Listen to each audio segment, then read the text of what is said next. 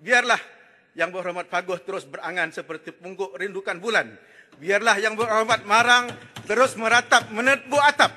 Biarlah lenggok pembangkang di hadapan seolah-olah menjunjung titah, tapi di belakang membuat onar untuk kembali memerintah.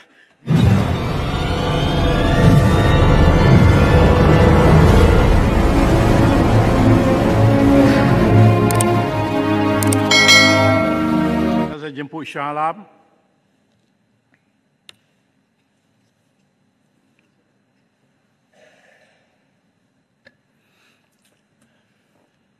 Assalamualaikum warahmatullahi wabarakatuh. Salam perpaduan dan salam Malaysia Madani. Datuk Yang Pertua dan ahli-ahli yang berhormat sekalian, saya ingin menzahirkan rasa terima kasih kepada Datuk Yang Pertua kerana memberi ruang kepada saya untuk berbahas bajet 2023 yang telah dibentangkan oleh Yang Amat Berhormat Perdana Menteri pada 24 Februari yang lalu. Saya juga ingin mengambil kesempatan ini untuk mendoakan agar rakyat di negeri-negeri yang dilanda banjir, khususnya di Johor, agar tabah menghadapi ujian dan semoga keadaan pulih segera kepada keadaan sedia kala.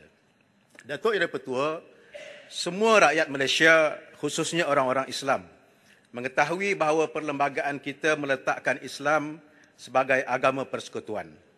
Kedudukan Islam di negara kita cukup kuat.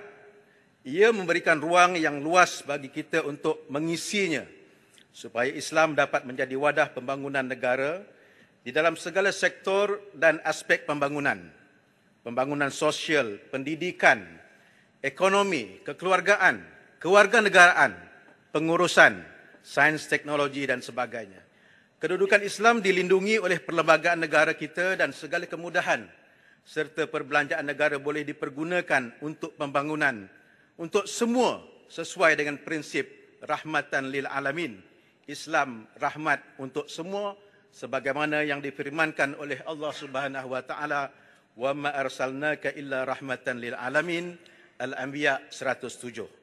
Saya ingin menyentuh kedudukan negara menurut Islamicity Indices ataupun mudahnya Islamic Index.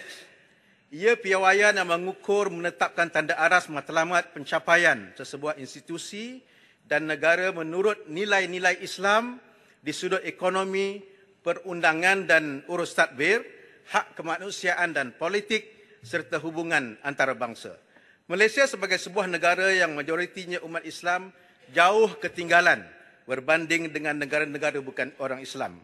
Malaysia berkedudukan di tangga nombor 39, jauh ketinggalan berbanding dengan negara-negara seperti New Zealand yang berkedudukan di tangga pertama, diikuti oleh negara Skandinavia seperti Norway, Denmark dan seumpamanya dan lain-lain negara barat. Di Asia, walaupun Malaysia dinilai di ranking yang lebih baik berbanding dengan UAE dan juga Qatar sebagai sebuah negara Islam, tetapi Malaysia tetap ketinggalan berbanding dengan Jepun, Korea dan juga Singapura.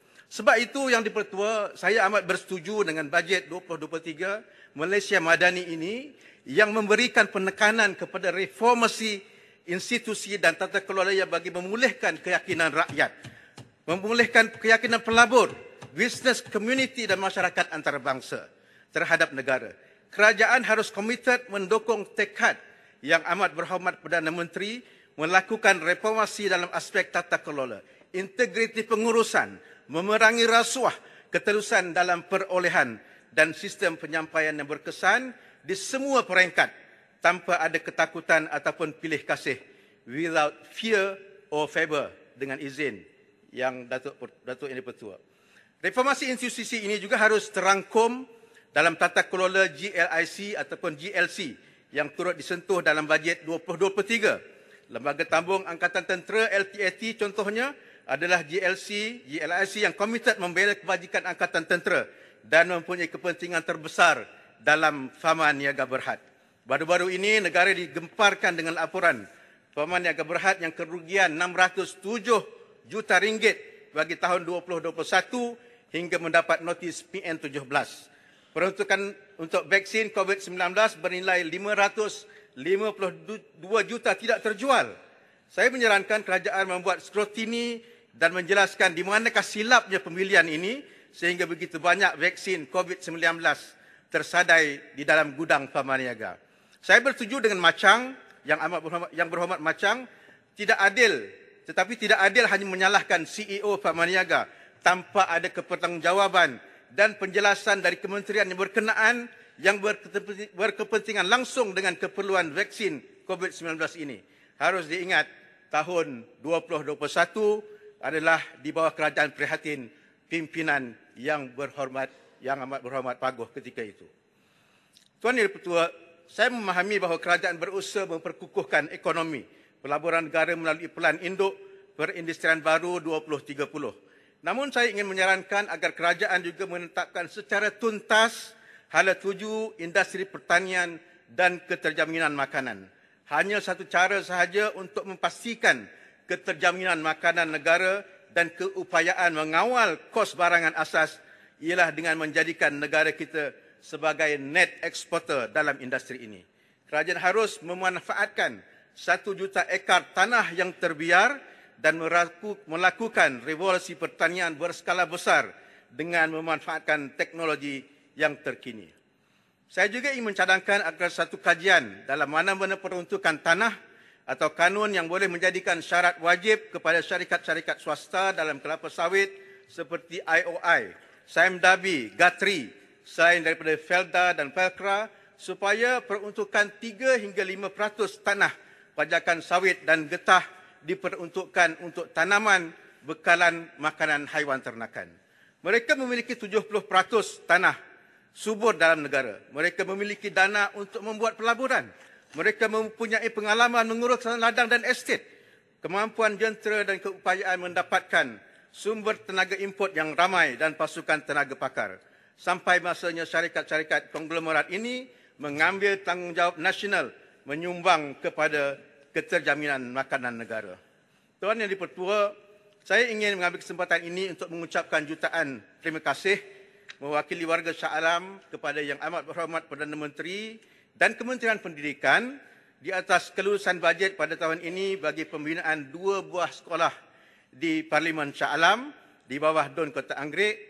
Untuk kehadapan Yang Dipertua, saya mohon KPM juga melihat keperluan sekolah di DUN Batu Tiga di bawah Parlimen Shah Alam di pinggiran USJ dan Seksyen 24 yang komposisi penduduknya semakin padat sehingga menyebabkan satu kelas dilimpahi lebih daripada 45 orang pelajar. Tuan Dipertua, Shah Alam turut terkesan teruk ketika banjir Disember 2021. Kerajaan Selangor menganggarkan kerugian akibat banjir itu adalah sekitar 1.4 bilion termasuk kos baik pulih infrastruktur kira-kira 400 juta. Bagi menangani isu banjir ini, pihak berkuasa tempatan MBSA sedang melaksanakan Shah Alam Urban Drainage Master Plan SASUD. Kerajaan Negeri Selangor telah memulakan pembersihan dan pendalaman Sungai Kelang sepanjang 56 km melalui program Selangor Maritime Gateway SMG. Dalam masa yang sama, Kerajaan Persekutuan memperuntukkan rancangan Tempatan Banjir. Saya ingin bertanya kepada KASA, Kementerian Sumber Asli Alam Sekitar dan Perubahan Iklim, apakah status peruntukan sebanyak 550 juta bagi projek Tempatan Banjir Sungai Damansara dan 140 juta bagi rancangan projek Tempatan Banjir Sungai Kelang di Seksyen 25 Shah Alam? Adakah projek ini termasuk dalam kontrak yang ditender semula? Adakah akan tetap dimulakan pada Disember tahun ini juga sebagaimana yang dirancang sebelum ini? Selain daripada itu, Tuan Yang Dipertua, saya juga ingin menyentuh kesesakan jalan raya yang semakin melanda Shah Alam, termasuk juga kekurangan klinik di mana Shah Alam hanya mempunyai sebuah hospital, 2 klinik kesihatan iaitu di Seksyen 7 dan di Seksyen 19.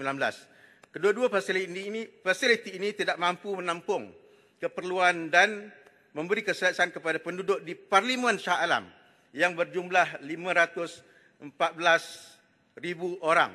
2 kali ganda lebih ramai daripada penduduk negeri Perlis.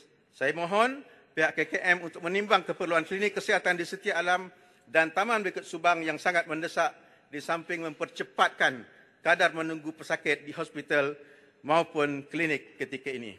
Sebagai penutupnya, Datuk Yang Dipertua, saya ingin tegaskan bahawa bajet 2023 ini bukanlah bajet copy-paste seperti yang dibual kosong oleh pihak di sebelah sana, tetapi ia adalah merupakan bajet yang berdasarkan kepada merit, membela golongan miskin tegar, V40 dan yang memerlukan.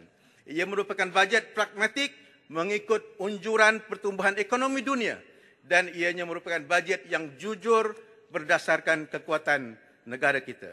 Saya ingin nak mengingatkan kepada rakan-rakan yang berhormat ahli Parlimen Kerajaan Perpaduan supaya setulus hati memperhormati dan menjunjung titah Yang di-Pertuan Agong. Kerajaan ini perlukan 5 tahun, solid 5 tahun untuk mengekalkan kestabilan untuk menarik pelaburan, memacu ekonomi, memupuk kesatuan, menunaikan mandat, membela rakyat. Biarlah Yang Berhormat Paguh terus berangan seperti pungguk rindukan bulan. Biarlah Yang Berhormat Marang terus meratap menepuk atap. Biarlah lenggok pembangkang di hadapan seolah-olah menjunjung titah, tapi di belakang membuat onar untuk kembali memerintah. Biarlah Siluncai terjun dengan langkah Sheraton 2.0 mereka. Malaysia Madani akan terus maju, maju benda, maju rohani, sejahtera di dunia, sejahtera ukhrawi. Tuan Yang-Pertua Shah Alam menyokong bajet 2023. Sekian, terima kasih. Terima kasih. Saya jemput Kuala Kang.